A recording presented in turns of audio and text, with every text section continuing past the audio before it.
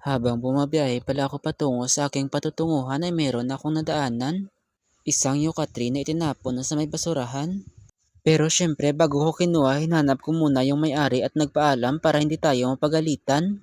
At nang dala ko na nga ito pa uwi ay para akong bidang artista sa daan na pinagtitinginan ng bawat aking makasalubong at madaanan.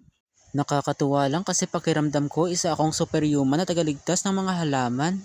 Wala man akong taglay na kapangyarihan ay nagagawa ko naman silang saklolohan at alagaan. Taglay kong likas na kakayahan upang ang tanim ay patubuin, kapaligiran ay pagandahin, at ang pangangalaga sa kalikasan ay kasama rin sa aking adhikain. Ito nga't akin ang uumpisahan ng pagtatanim. Akin lang muna silang pagpuputol-putulin para marami ang ating maitanim. Isa ito sa mga halaman na matagal ko nang gustong bilhin, kaya lang may kamahalan din. Kaya naman hanggang tingin lang ako kasi ang budget ko ay bitin. Kaya naman nang makita ko ito ay talagang hindi ko sinukuan kahit na sa pagdadala ay pahirapan. Talagang ginawan ko ng paraan para madala sila sa bago nilang tahanan. Iniisip ko nga nang padala ng kwento ng buhay ko sa magpakailanman.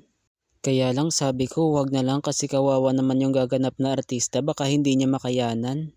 Shoutout pala sa mga suki ko at kapwa ko plant hobbyist dyan na gusto rin ng ganitong halaman.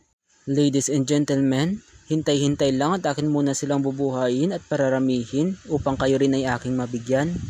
Hindi naman ako nagmamadali pero sana mabilis ko silang mabuhay at maparami. Salamat po sa inyong suporta at panonood.